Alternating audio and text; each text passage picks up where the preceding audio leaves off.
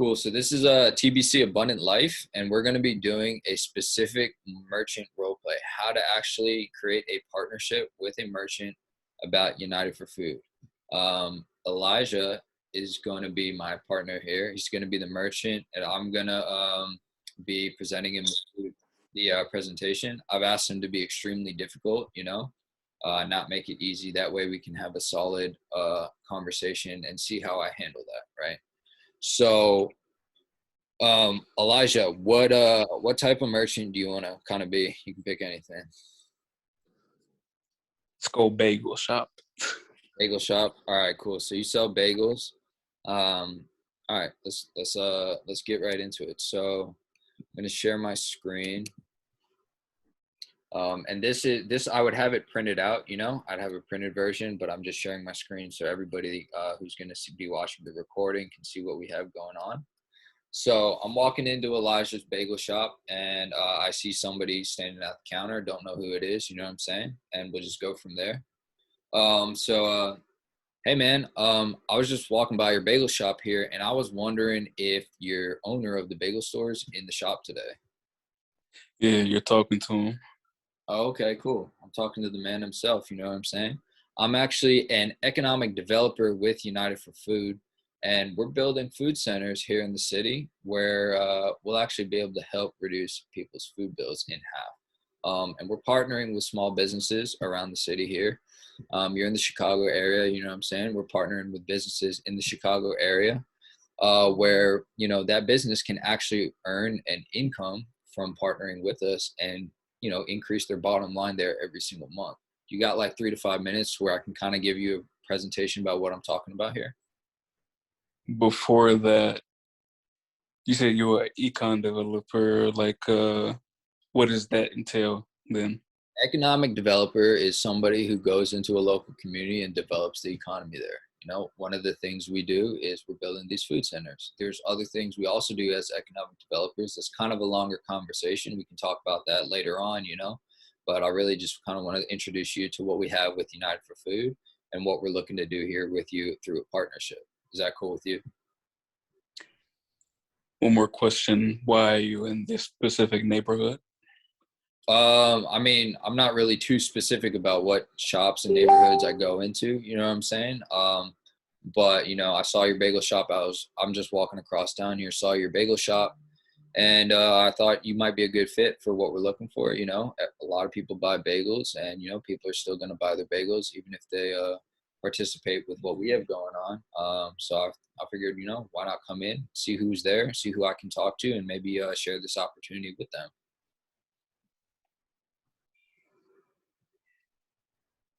Okay, but first I couldn't get. Hello. So Elijah. Okay, so tell me a little bit more about yourself and you, and why are you like doing this whole like partnership things with local businesses and trying to, I don't know, essentially get this partnership with me. Yeah, no, I get you. I usually don't get that question asked a lot, but I definitely appreciate the curiosity, you know what I'm saying? Me personally, I really appreciate what this community is doing. So I got involved full force. I was actually doing life insurance before I learned about what these guys got going on. Life insurance, to me, in my mind, initially was more profitable up front, but I really appreciate everything that's going on here. And actually, this is kind of more profitable once you understand all the components to it as well. So we're helping people and we're also making money at the same time. So it's kind of the best of both worlds. But, I just do it to help people and the mission we have,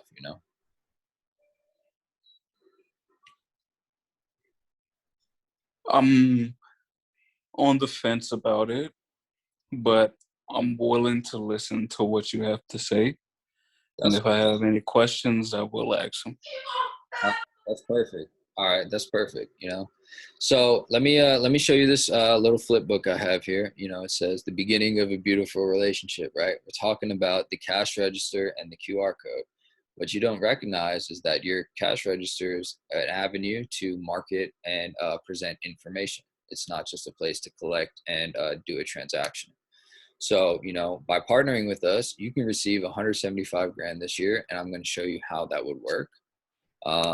Now we're looking as a community, as an organization and a campaign, we're looking to gather 1,000 participating households. We need 1,000 participating households to do what we're looking to do there.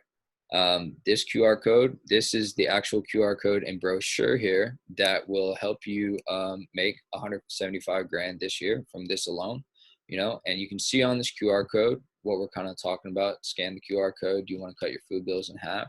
1,000 participating households wanted, United for Food coming soon, local food subsidy center. Cut your food bill in half shopping for name brand food products you buy anyway. How much will this save you a month? So we just give a little bit of information about it there. Let me give you more clarity though.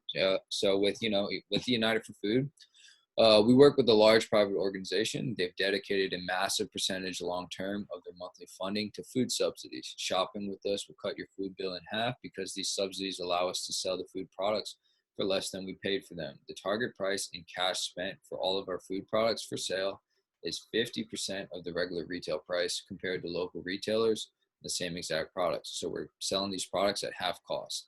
How do you do that? Yeah, that's a good question. So we actually have funding that comes from this large private organization I mentioned, and that community finances these food centers. That's how we're able to operate them and operate them at a loss. Does that make sense? Yeah, but I wouldn't understand how y'all be charging half price for things then, if that's gonna be the case. Well, basically, Then go ahead. go ahead. No. We're choosing to operate at a profit loss. You know what I'm saying? Because we are subsidized. A subsidy doesn't operate in profit. It receives funding, and it operates through that funding it receives. We're not actually keeping any of the revenue we do have. We actually roll that back over into buying more food and distributing more food until a monthly set amount of financing is zero for that month. Right? We set aside a certain amount of funding for every single center, and that's what we have available for that center for the month. So like, what is this, like some type of like pyramid scheme or something like that? It's not a pyramid scheme. We're building a community-based organization that people can join and receive the food for that. Now, of course, we talked about funding, right? So there is a funding side, a commission-based side, but it's not structured as a pyramid scheme. It's direct sales commissions. It's not multi-level. It's not anything like that. I don't know, bro. It sounds real fishy to me.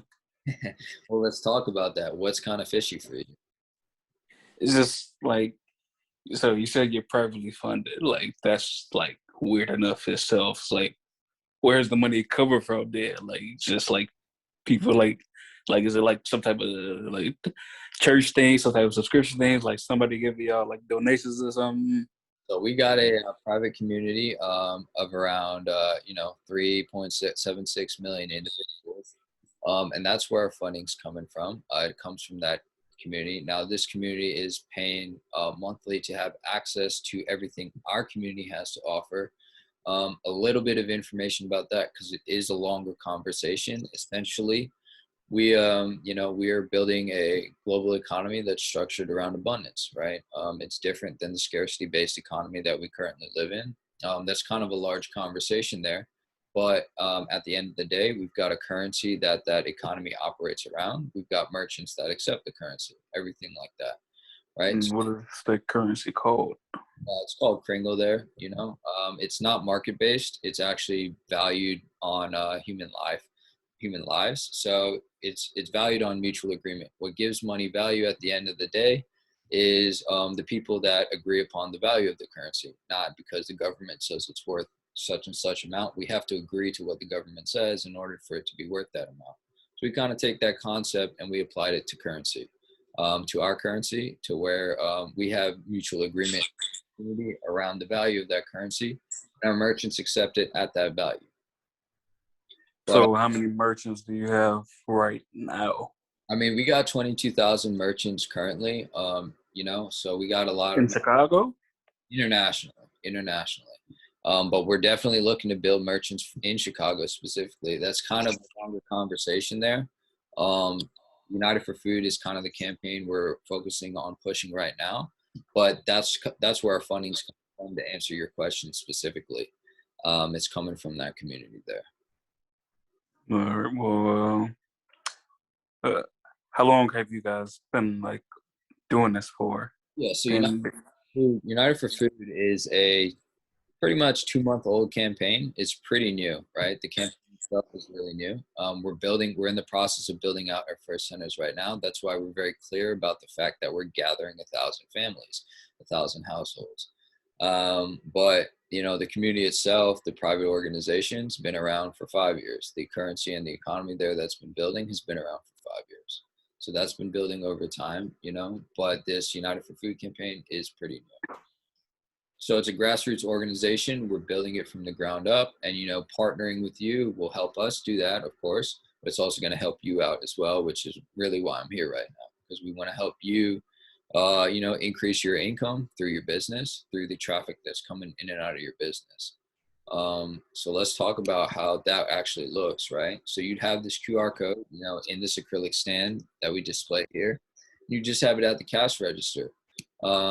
You train your cashiers to ask every customer they would like to cut their food bills in half while pointing at the QR code. Okay. So now the cashier directs the customer to scan the code, and the customer gets directed to basically a sign up page where they create an account with our community. And the cashier encourages the customers to register for free with that link there through the QR code. And once they create the account, they get connected with us and we get connected with them. Now we have in place a profit share agreement, right? So me being the sponsor here and you being the merchant, we'd split the profits because I'll be handling all the sales for you. You can choose to handle the sales if you want to, but you'd have to learn how to do that to do it effectively. You know what I'm saying? And that is a process. So instead of doing that, because you're pretty busy running your bagel shop here, I can run all the sales for you, and then we'll have a profit share there. We'll have a profit share agreement, and the cashier what will basically. be the profit share? So it's 50-50 there. All you're doing is having your cashier go and say, hey, look at this brochure, and I'm doing everything on the back end. I'm doing all the work on the back end. So we just do a 50-50 profit share to make it super simple.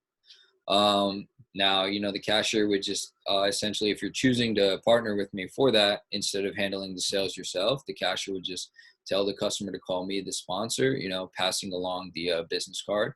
If it was you who was doing the sales, they would pass along your business card. But this is my business card here, this is what our business cards look like, and they'll be able to contact me there. So the customer, of course, will call me, the sponsor. I'll actually be able to call them as well. If they don't call me, I'll be able to call them and contact them and create a line of communication with them. And we'll direct them to a presentation about United for Food, where they can learn more about what we have going on as a community, as an economy, everything like that.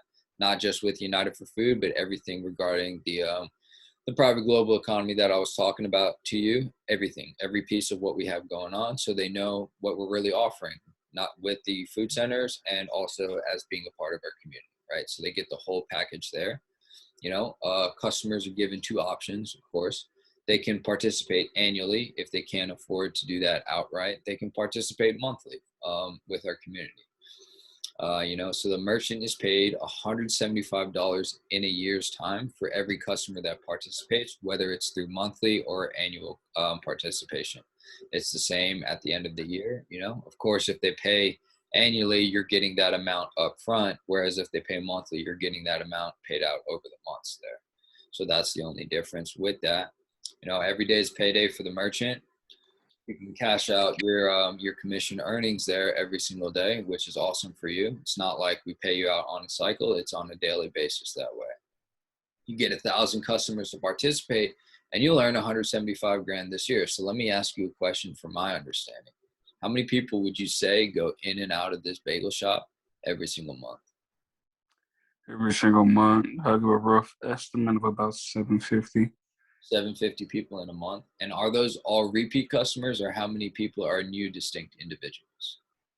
I would split it down the middle, half, new, All half recurring. right, cool. So about like 375, right? 375 ish. So we'll just Yeah. go 300 for a nice number there and play it conservative. We'll say you get 300 new customers every single month. Okay? So for you, that would look like in the span of about 3 to 4 months there, you'd bring on 1,000 people, right, into the campaign. Now, the reality is, with what we're offering, it's an amazing offer. People are going to be able to save money on their food bills, and they also get access to everything else we have as a community. So it's a really great offer. So people, you would think, right, there's not actually a food center built, right? We're gathering 1,000 people in order to build a food center. You would think, hey, maybe they're not going to be interested in it, or it's a hard sell. But because of everything we're offering to them and the value that that is, most people are pretty interested in joining. The food center is somewhat the cherry on top there. So that's kind of how that looks for them. Now, do you have any questions about that part? So I still have the questions about like what's the name of like this private society or whatever y'all like call it that fund y'all, like what are they? Like are they like an international thing or Yeah, so is it something in the States? they are international. It's an international community. United for Food is actually an international campaign. UnitedFood.us, the site, is just the American branch of what we have going on. But I can show you. So let me just jump to the end real quick. This is the society, right? It's the Kringle Society. We'll talk a little bit more about that. But let me just finish going through these other pages here real quick, give you that understanding. Then we can talk about that at the end there.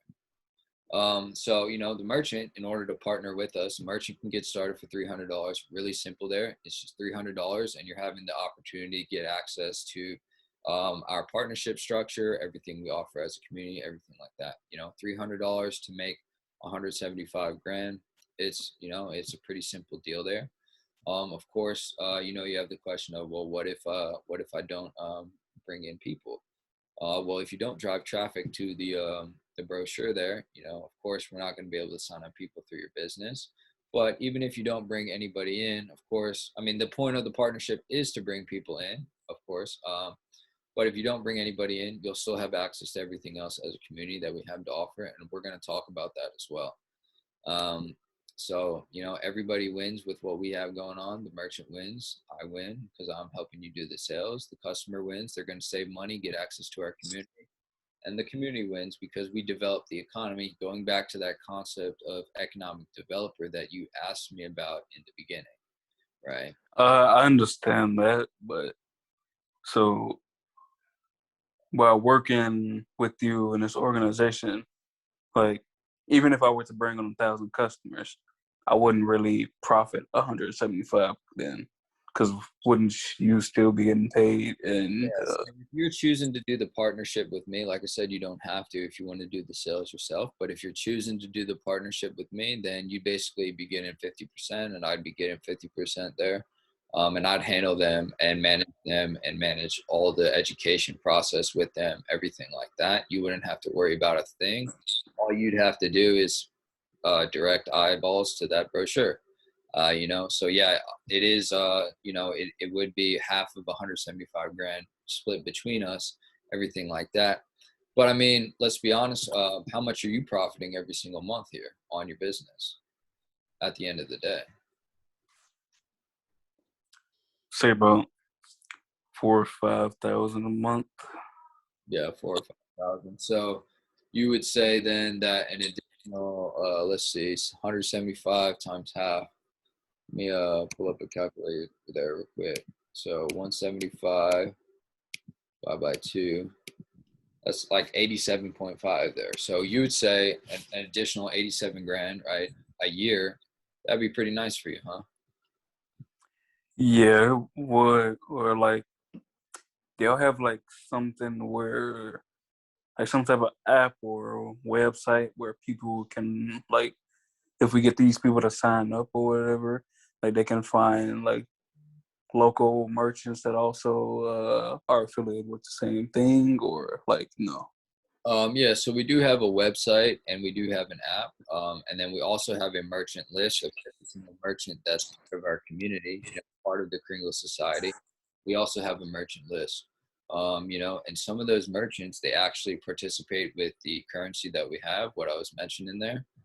We can talk about that later on. I'd like to get you earning income from our partnership agreement here first, before we even have a conversation about the currency, accepting the currency or anything like that. I want to give you something before I ever ask anything from you. That's kind of just how I'd prefer to operate. Of course, if you want to learn more about the currency and jump right into it right away, happy to do that for you as well. But ideally, we get you earning money and then we talk about that later on.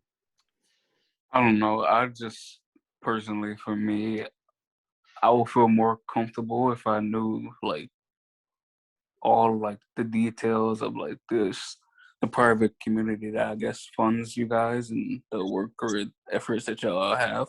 Yeah, so you definitely want to know who you're affiliating with through and through. So here's what we can do for you. We actually have a merchant presentation.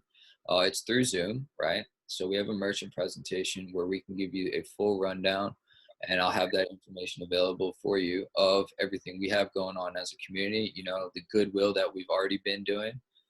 We kind of commit 10% of our funding to goodwill, kind of playing off the principle of tithing there, right? 10%. But that's for goodwill. And then we have a couple of different things as a community, understanding the different aspects of the currency, of course, understanding the aspects of the economy, our intentions with that, everything like that. So you can join our new merchant presentation, and then learn all of those things. And then we'll have a conversation about it once you have all that information. How's that sound for you? Yeah, I don't know. I guess it wouldn't hurt, Yeah, I mean, but I'm still on the fence about it, to be honest with you. you want to learn more about what you're about to involve with, because your reputation for your business is on the line if you're going to affiliate with something. So yeah, I have that new merchant presentation, and that is just it's going to cost you maybe a half hour of your time, maybe an hour of time if you've got a lot of questions. But that's pretty much the only cost to you there is time. Besides that, it doesn't hurt to learn. And you'll get all the information about everything we're doing as a community, everything like that, and then we can move forward. All right.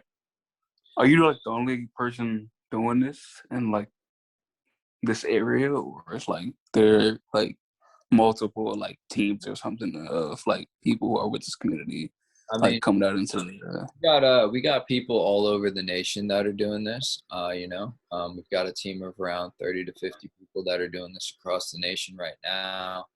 And we're every day as well. But in the Chicago area, I'm personally the only person really doing this in the Chicago area. Some areas have more than one individual talking about what we're talking about here in that specific area. But in Chicago, as far as I know, I'm the only one doing it. So I'm kind of looking to build and develop the economy here in Chicago through everything we have going on. So am I like the first person you've approached with this offer, or like have you approached other people with this offer too? No, I've talked to a few other businesses about this offer. Initially what I did is I went out and canvassed type basically to see what the interest would be and what we have going on without actually having the intention for them to sign up. You know what I'm saying? Just giving them the information and seeing how they would respond to it. Talked to about 50 different businesses. I was actually in Philadelphia when I did that. You know what I'm saying?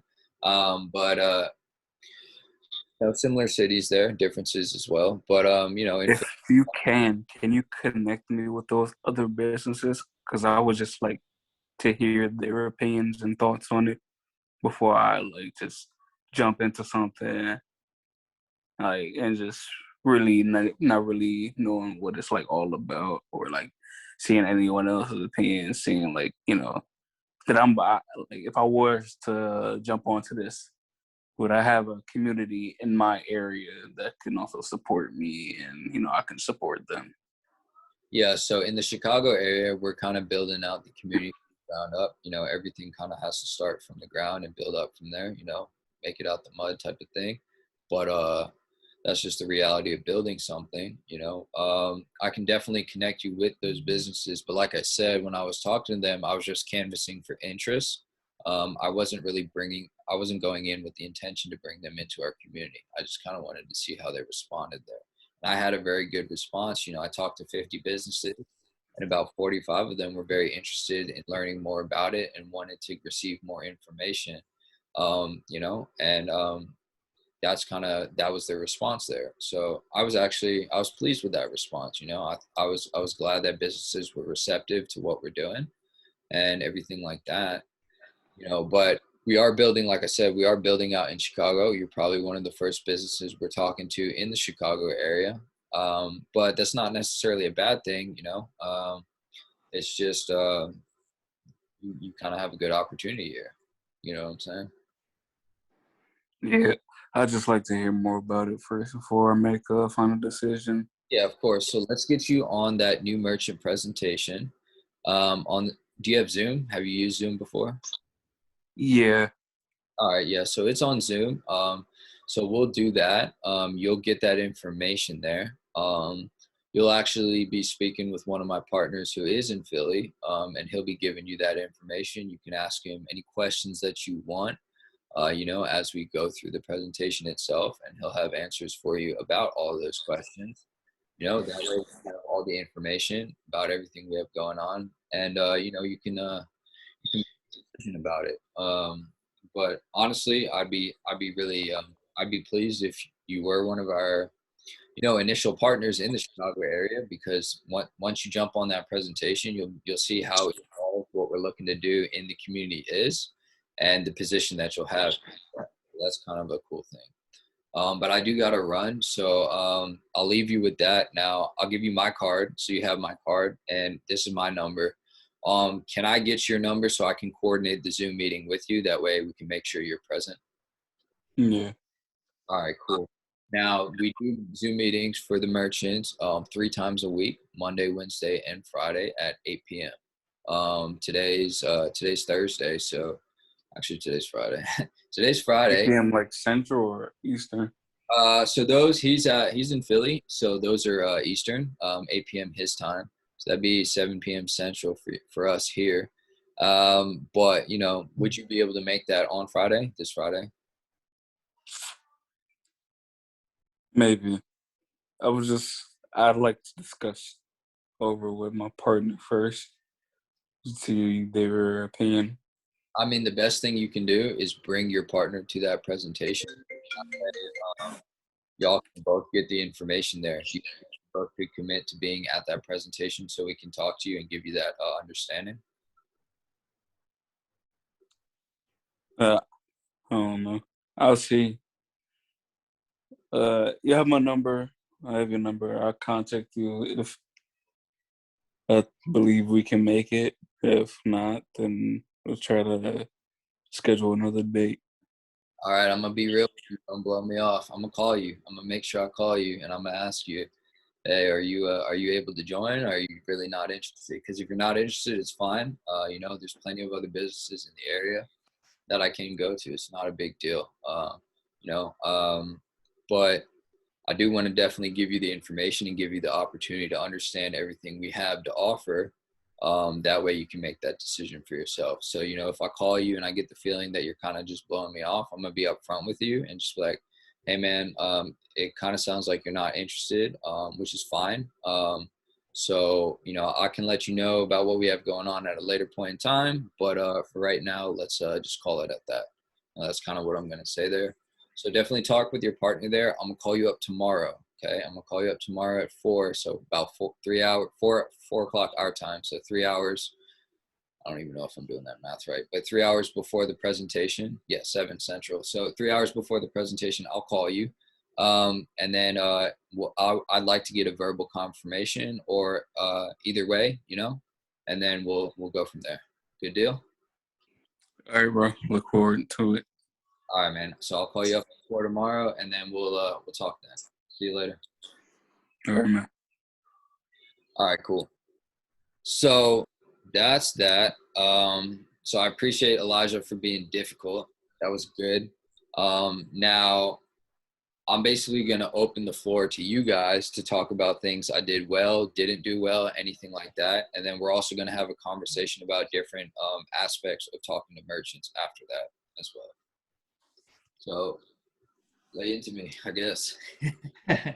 Well, I first of all, the website for that United Food is www.unitedfood.com or UnitedForFood.us.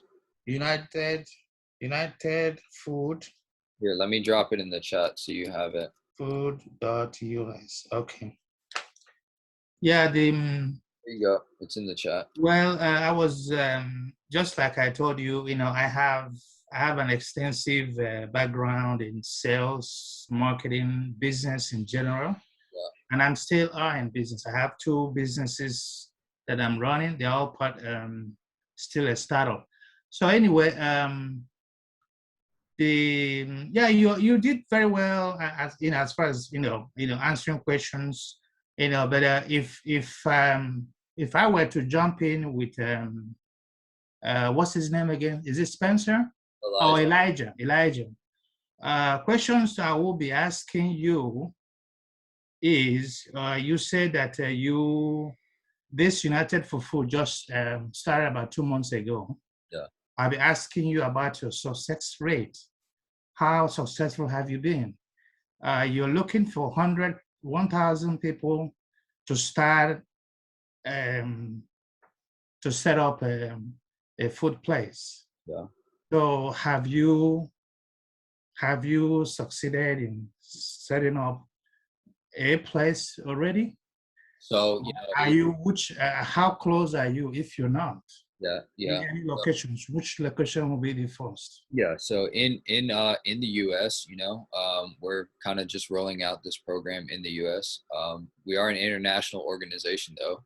So our first center is most likely going to be international because they've been running this campaign there successfully in those areas, As far as specific numbers go, just going off of the top of my head, I believe the closest one right now is about 700 people in a specific town in Manipur, which is near India. And then I believe also in Africa and Ivory Coast, there's I want to say around 600 or 700 individuals as well in that specific area.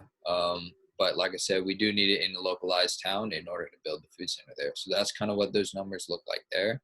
But yeah, in the US, we are just rolling this out. So it's pretty new, as far as what we're doing. But, it's not a bad thing. Everything kind of starts from somewhere and builds. So that's just the reality of a process, a growing process. Yeah. Okay. And then another thing that came to my mind, okay, for example, you picked a bagel shop, right? And what the service is bagel.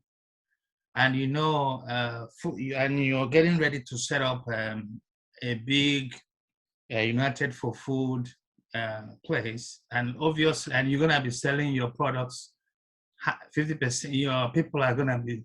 So if I'm selling it at $1, going half is gonna be 50 cents. Yeah. So that means once you get your 1,000 and set it up in my community, all the customers that are coming to buy bagels from me at $1 will now be. So now you're gonna be taking away business from me. So what is the coexistence there? That's really not the case. People who are going to a bagel shop are not going to a bagel shop because they want to get bagels. What I'm saying is they go to the bagel shop because they like the experience of the bagel you make. They like coming to you for your bagel there. They can go and buy, your bagel is more expensive than the bagel at the grocery store. They can go get their bagel at the grocery store anytime they want, but they're coming to your shop, right? So despite the fact that they're saving money on the rest of their groceries, they're still going to come to your shop. In fact, they might come to your shop even more. Let's say they only come 3 times a week because they're trying to budget. They might come 4 or 5 times a week because, hey, look, I saved on the rest of my groceries. Now I can go to my favorite bagel shop more frequently than I usually do. So it might actually increase your business, not hurt your business. That's the reality. Yeah, something I'd add to that as well is they're gonna go and tell their friends and family that they're saving on bagels or what it be, and you're gonna get more business that way too, just through referrals. Yeah. Yeah, if they choose to become a merchant and everything like Mm. that on the back end. Yeah. Because I take Walmart, when back then, back in the days, Walmart they don't used to have grocery. They don't used to have grocery department. Has always been anything else but no food. And then down the road, they now incorporated the grocery. So now most people that normally when they only go to Walmart is to buy anything that is not grocery. Now most people now when they go grocery, they're going to Walmart. Is there's no point shopping here, going to they do all their groceries. And most businesses, most other grocery stores that were only specific grocery, most of them, I know there are some areas, for example, in Chicago, in Romeoville, there's a lot of other stores that went out of business. And of course, some also, and there's also new businesses that also came out also. So it's just, everything is just to know how to explain. If you're talking to a business person, first thing is you're coming to build a huge place, is how to be able to tell them that, we're not coming here to drive you out of business. We're going to be more like a partnership, win-win situation. And I don't even bring up that conversation unless they ask about it. And if they do ask about it, I do give them clarity, just like I did with the bagel shop there. If it's a local grocery store, I'm probably not going to go in there and talk to them about United for Food, because the reality is that is direct competition with them. For a correct. shop, for a coffee store, a coffee shop, we're not in competition with them. People are still going to go to the coffee shop. Okay. Now I get it. Yeah. Okay. Yep. Yeah. So we're really not going to approach a local grocery store because we are in direct competition with them. That's just the reality of, business and enterprise and everything like that. We can't avoid that. But any other shop, coffee shop, like I'm saying, pizza shop, bagel shop, maybe electronic stores, even Best Buy. Well, right? we're not going to a Best Buy. Best Buy is corporate. Okay, yeah. Out of like smaller electronic stores. Yeah, small electronic store, no problem. Furniture store, shoe repair shop, anything like that. Okay. Now, I hope I'm not taking. I know other people have questions. Go ahead. Yeah, but I'm actually already thinking. I have one of my companies is a nonprofit organization, right. And I'm actually already thinking. So I can actually sign my nonprofit as a merchant. Yes. For the food, and then I can be going and then doing the solicitations. It'll be a way for us to raise funds for our organization, and also to help the communities to save when the food stuff coming. Yep. Yeah. Okay. Yeah, it makes I'm beginning to see the values and yeah. Yeah. Well, before I go into that, does anybody else have any questions, comments, or anything like that?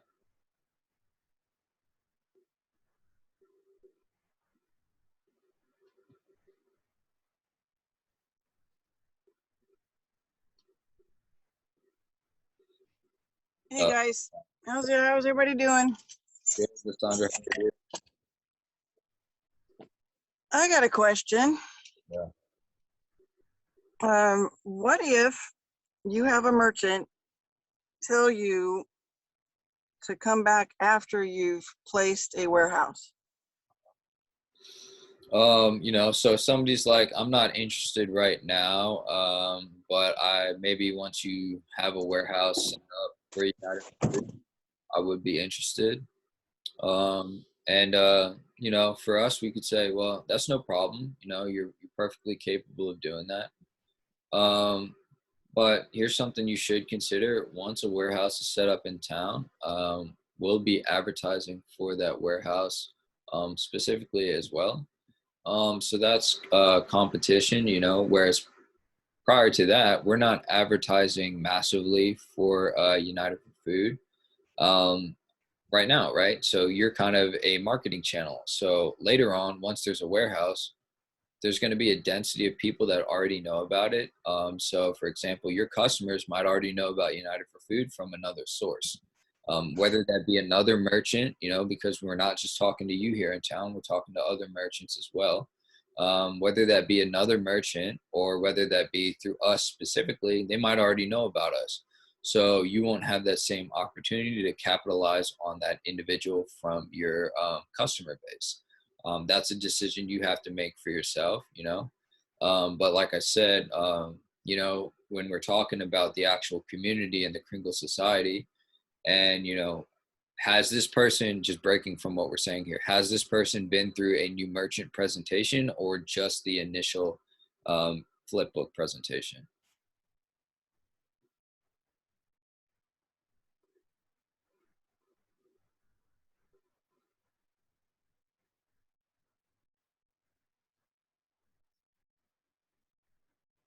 Lysandra, I don't know if you're speaking. I think you're muted.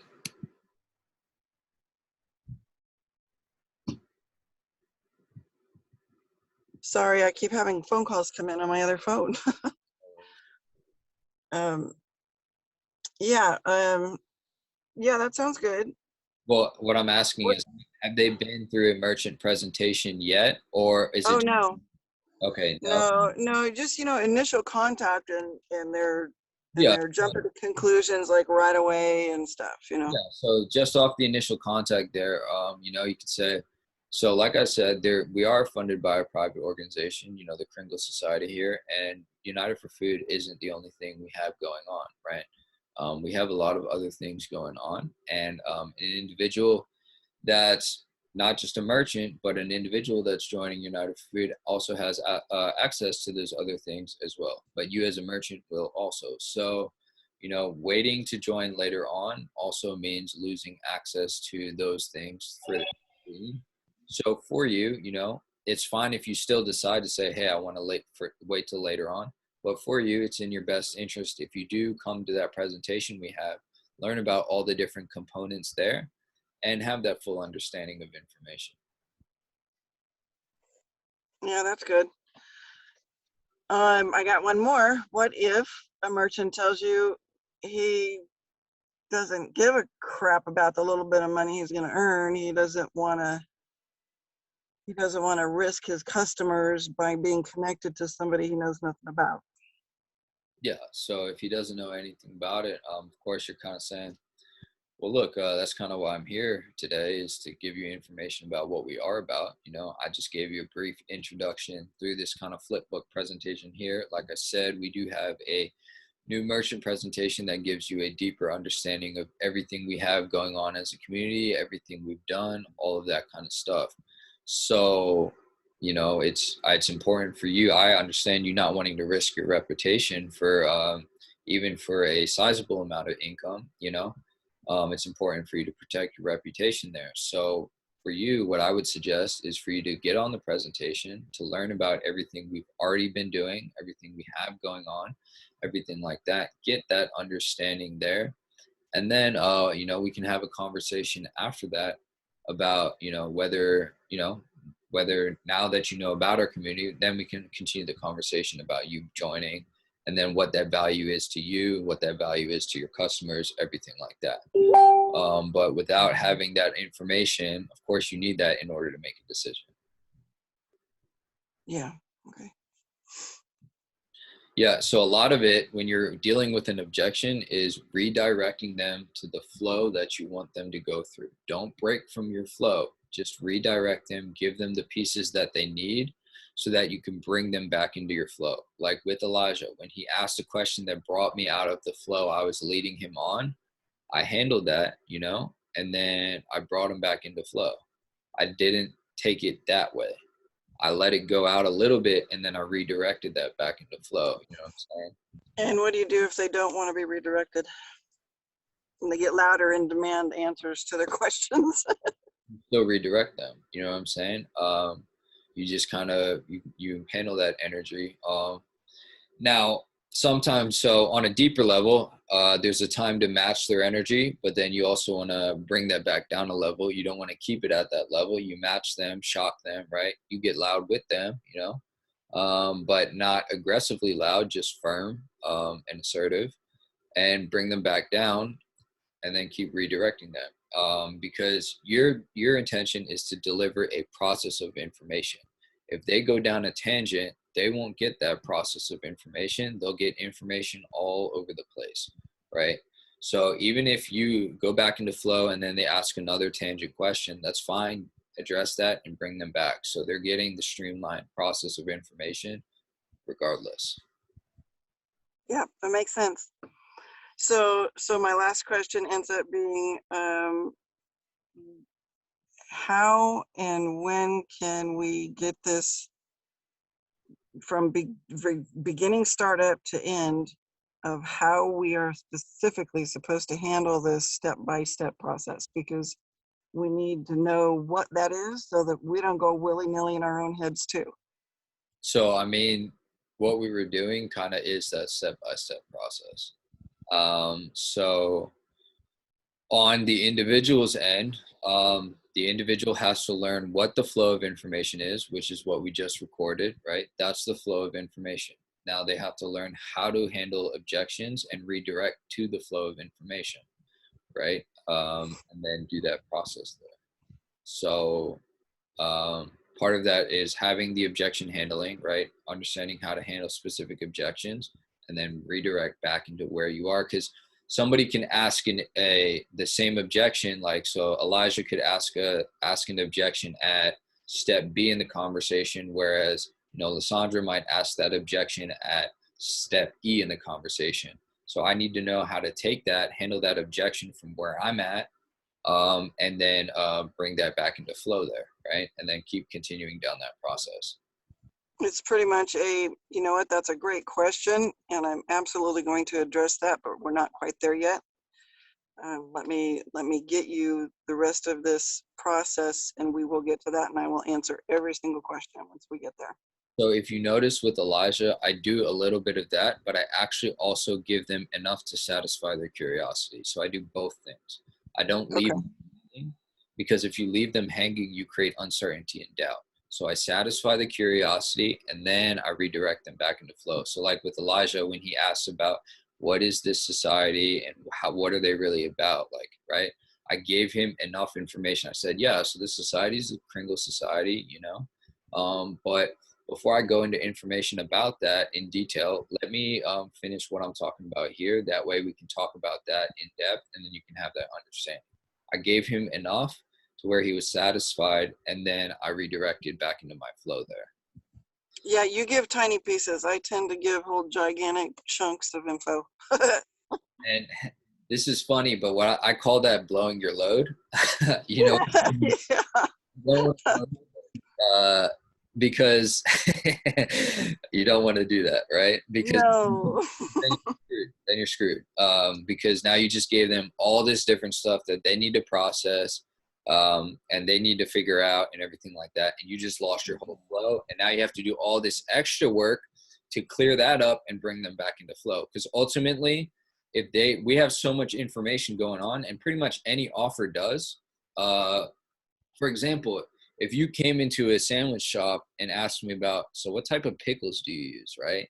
You know what I'm saying? Like, I could do the same exact thing with a sandwich shop and what their offer is and what their product is. But as the owner of the sandwich store, I'm going to be like, okay, well, we use this kind of pickle and this kind of sandwich. But what sandwich are you looking for? You know what I'm saying? I'm going to still redirect you back into my flow of sales, right? So no matter what the product is, no matter what it is, that process is going to be there, whether a person is consciously aware of that or not. That's kind of what they're doing. They don't say, hey, this is the pickles we use. This is where we get the pickles. This is where these pickles are grown. You know what I'm saying? They don't do that, right? They don't do that. Even though they know all of that information, they don't do that because that's counterintuitive to what they're looking to achieve. Yeah. Okay. Sounds good. Yeah. So being sharp about that, knowing when to say what, how to say it, and then when to redirect, those are all skill sets you have to learn on the fly. Mm. And that's just part of sales. There is knowing I how to, just get too stinking excited, and hey, we're a great group, and we're this, and we do that, and we're gonna do this, and we're gonna do that, and I just need to know when to shut up. you gotta be strategic. You gotta be tactful. Because if you kind of come from that type of a place, it's too much. It's too much information up front. You got to deliver everything in a process. Okay. Okay. Every sales offer in the world has a flow of information. Like, for example, let's say a guy comes up to you, Lissandra, and he comes up in your face, wow, you're so beautiful, this, that, whatever, right? Like, get out of here, right? But if he comes up and he's real poised and he's real strategic about what he says, and he withholds information he's not delivering to, you're going to be interested. That same kind of concept, right? Yeah. And the same is true for a female on the other end. When a female is interested in a guy or whatever, or a guy approaches them and they're interested in them, they don't just give them they don't give them the house right away. You know what I'm saying? There's a dance there. There's an interaction, and understanding the dance of sales is the same type of thing, right? You got to understand how to play that, how to do that interaction, and even like just going off of the dating example, even if you're super excited about the person, if you come off that strong, you're gonna blow up the interaction, right? Yeah. True. So at the end of the day, you got to be super conservative. Of course, that being said, there are times when an individual will respond to your information with a lot of passion, and at that point in time, it's okay to reciprocate that because you're meeting what they're meeting. You know what I'm saying? You're meeting them where they're coming from. That's fine. But, there's a time for that. And that's part of the understanding as well, is knowing when to be like what. A lot of that comes down to matching, matching their energy, matching their understanding, matching everything like that. For me, I study Tai Chi, right? Sales is a lot like Tai Chi. You're leading them through a flow. In Tai Chi, you don't encounter with resistance. Instead, you redirect and maneuver, things like that. It's the same kind of stuff. It's really simple. Okay. Okay. Now, a question that I have. Yeah. So now let's say now in Chicago, you get 900 people. You are approaching your 1,000. Is there any set? Have the company, have they done any groundwork as to finding out what is the city requirements? If you're going to be opening, what location, have they done any preliminaries in terms of So where this once is going to be? we start, getting close there, we'll be rolling out that process. We're going to create a system on our back end to where we have a strategic way of being able to execute on that specific process in any given area in a streamlined manner, right? We're talking with a food consulting group. We got a few different things in play to where we'll have that in a streamlined process. So we'll just be able to roll that out as fast as possible, pretty much as fast as that process takes. We'll be able to roll it out. We won't be delaying at all in figuring things out. We'll have a system there. Okay. Yep. Cool. So I think my nonprofit is a community based. Yeah. We are incorporated in the state of Illinois as well as here in Michigan. Yeah. And if I get few people, on board and get them interested, they can, help to bring in the numbers that is required to get this thing going. Yeah, for sure. So I'm pretty sure it's doable. Yeah. Yeah. Cool. So I think we went over some good information. I think we covered some solid value here, and we'll build upon this, of course. We'll build upon this, and we'll make it more strategic, more streamlined, and everything like that. Like personally, like just critiquing myself, I think there's different things I could have done better and said better, in different moments in the role play with Elijah. So there's things I would do differently the next time I was in a situation like that, right? So I'm always improving, always refining, and everything like that. Even down to the exact choice of tone, cadence, and energy that I choose to use in a specific situation. So on every single one of those levels, I'm constantly adjusting and tuning that process there. So that's just kind of part of the sales process, everything like that. That's pretty much everything I have for you guys.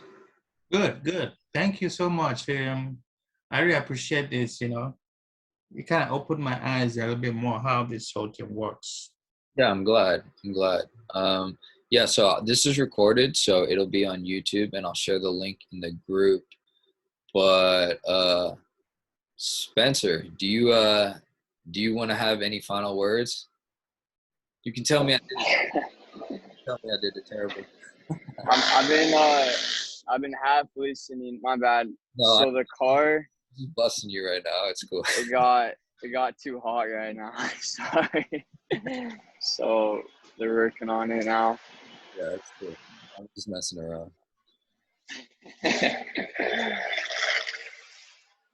All right, so we'll cut the recording there.